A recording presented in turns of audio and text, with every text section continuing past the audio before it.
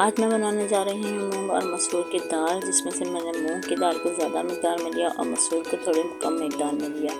और मेरे बच्चों को तो ये मूंग मसूर की दाल बहुत पसंद है। इसको मैंने भिगो के रख दिया। उसके बाद मैंने कढ़ाई में डाल दिया पानी, और उसके बाद जब पानी जैसे ही गर्म होगा मैं दाल को इसके अंदर डाल दूँगी और इसको एक बॉयल आने दूँगी। उसके बाद मैं इसके अंदर जो है अपने कुछ मसाले डालूँगी। अच्छा, मूंग मसूर की दाल बनाना सबका ही डिफरेंट तरीका होता है, हर किसी का अपना अपना अंदाज़ होता है बनाने का। लेकिन मैं समझती हूँ कि अगर दाल अच्छी बनी हुई होती है ये तो गोश्त को भी पीछे कर देती है। साथ ही मैं इसके अंदर डाल दूँगी 1 अदद बड़े साइज़ का टमाटर और 3 से 4 हरी मिर्चें, वो मैंने इसके अंदर ही ऐड कर देनी है। और इसमें मैं प्याज ऐड नहीं करती, अगर आप चाहें तो एक छोटे साइज़ का प्याज ऐड कर सकते हैं। फिर इसके बाद मैं थोड़े से गरम मसाले इसके अंदर ऐड करूँगी, बड़ी इलायची डालूँगी इसके अंदर, थोड़ा सा ज़ीरा इसके अंदर ऐड करूँगी, थोड़ा सा सूखा धनिया थोड़ी थोड़ी मिकदार में, और थोड़ा सा इसके अंदर मैं कड़ी पत्ता भी सूखा मेरे पास पड़ा था, मैंने वो ऐड कर दिया। उसके बाद ढककर इसको हम पकने देंगे और दाल को अच्छी तरीके से गलने देंगे। अच्छा, मुझे साथ ही याद आ गया कि मैंने नमक मिर्च इसके अंदर मैंने ऐड ही नहीं की, तो मैंने 1.5 चम्मच नमक और 1 चम्मच लाल मिर्च का ऐड किया। लाल मिर्च हम आगे भी रेसिपी में इस्तेमाल करेंगे, इसलिए मैंने इसके अंदर सिर्फ 1 चम्मच ऐड किया है। इसके बाद मैंने इसको पकने के लिए रख दिया, और ये भी देखें कितनी मज़ेदार सी गल गई, और मुझे बिल्कुल भी कुकर में बनाने की ज़रूरत नहीं बनती। मैंने कभी भी मूंग मसूर की दाल कुकर में नहीं बनाई, ये वैसे ही बहुत अच्छे तरीके से गल जाती है और ये बहुत अच्छी मिक्स होगी। चलो, जब हम तड़का लगा लेंगे, इसको तड़का लगाने के लिए मैंने जो है पैन में डाल दिया था ऑयल, और ऑयल के साथ ही मैंने इसके अंदर जो है कटे हुए लहसुन को हम जंक्स शेप्स में छोटे छोटे क्यूब्स में हम काट लेंगे। हम इसको कूटेंगे नहीं, ना ही इसको चॉप करेंगे, सिर्फ इसको काटेंगे बारीक बारीक सा। इससे जो है दाल में टेस्ट बहुत अच्छा आता है। साथ ही लाल मिर्च मैंने बड़ी साइज़ की डाल दी, हरी मिर्च ऐड कर दी, और ताज़ा फ्रेश जो है कड़ी पत्ते मैंने इसके अंदर ऐड कर दिए, जिसकी खुशबू दाल में बहुत अच्छी लगती है। और इसके बाद हमने तड़के को अच्छा रंग देने के लिए जो है मैं इसके अंदर लाल मिर्च आधी जो मैंने इसमें डाल दी थी और आधी मैं इसमें डालूँगी, इसलिए आप लोग लाल मिर्च को अपने हिसाब से डालिएगा, अपने टेस्ट के हिसाब से। और इसको अच्छे तरीके से हम घुमा लेंगे, और इसको याद रखें कि हमें जो है लहसुन को जलने नहीं देना। लहसुन को जैसे ही डालेंगे साथ ही हम सब कुछ डाल देंगे ना। और ये हमारा बहुत ही मज़ेदार किस्म का तड़का तैयार हो गया, और इस तरह ये मेरी दाल यम्मी किस्म की बहुत मज़ेदार सी तैयार हो गई, जिसको हम चपाती के साथ भी खा सकते हैं, जिसको हम दाल चावल के साथ भी इस्तेमाल कर सकते हैं। और ये दाल बनी हुई अच्छी हो तो बहुत मज़ेदार लगती है।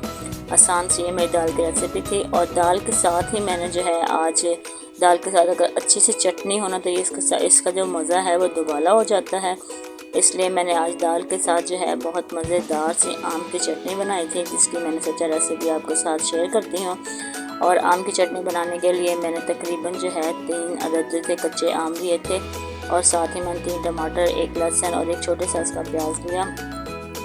इनको मैंने बीच में से कट दे दिया और इसके अंदर से इसके गुठली निकाल दी। ये बहुत ज़्यादा कच्चे नहीं थे, ये हल्के हल्के जो थे वो बिल्कुल बारीक से नरम हुए थे, लेकिन आप चाहें तो बिल्कुल फुल कच्चे भी ले सकते हैं। मेरे पास आए थे कहीं से तो मैंने फ्रिज में रख दिया, और 2 दिन वो फ्रिज में पड़े रहे, इसलिए थोड़े से पक गए थे। मैंने कहा चलो ऐसे के बना लेते हैं, तो लेकिन इसकी चटनी बहुत अच्छी बनी थी। सबको दरमियान से कट करने के बाद जो है मैंने लहसुन जो था वो मैंने छील लिया था अच्छी तरीके से, और लहसुन छीलने के बाद मैंने जो है पैन के अंदर जो मैंने इस कढ़ाई के अंदर जो है वो 2 से 3 चम्मच सरसों का तेल डाला है, और इसको सरसों के तेल में ही बनाएंगे।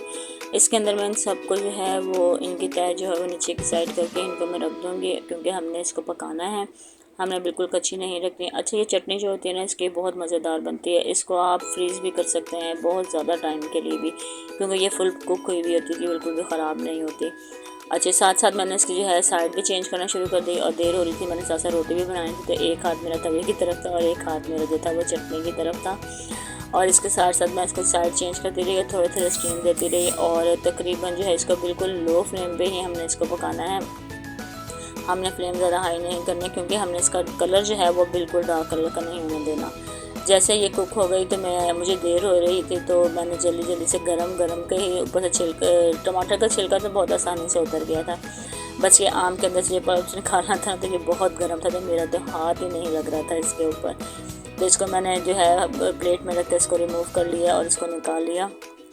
आप चाहें तो इसको ठंडा होने दीजिएगा, क्योंकि मुझे तो थोड़ी लेट हो रहा था, तो इसलिए मैंने जो है वो गरम ही इसके अंदर से निकाल के ना इसको बना लिया। और ये क्योंकि मियाँ साहब आने वाली थी और खाना दस्तरखान पर खाना लगा हुआ हो, तो फिर ही हम इन्हें कॉल करते हैं कि आ जाएं। साथ ही मैंने सब कुछ इसके अंदर निकालने के बाद एक प्याज था थोड़ा बड़ा दरमियाने साइज़ का, वो काट के डाला, और एक छोटा सा जो पीस था ना वो कैरी का, वो बाहर ही रह गया था, तो मैंने वो कच्चा ही इसके अंदर ऐड कर दिया। थोड़ा सा मैंने इसके अंदर नमक और थोड़ी सी मैंने इसके अंदर लाल मिर्च ऐड की है। और जब मैंने फ्रिज में देखा तो मेरी धनिया पुदीना तो था ही नहीं, तो मेरा बड़ा दिल डिसाइड हुआ यार ये क्या हुआ। फिर मैंने कैरी में से थोड़ा सा पुदीना निकला, मैंने वो ही डाल दिया और बस मैंने इसको मिक्स कर दिया। बहुत मज़ेदार सी चटनी तैयार हो गई। और इस तरह मेरी दोनों रेसिपी आपके सामने हैं। वीडियो अच्छी लगे तो लाइक और सब्सक्राइब करना बिल्कुल मत भूलिएगा।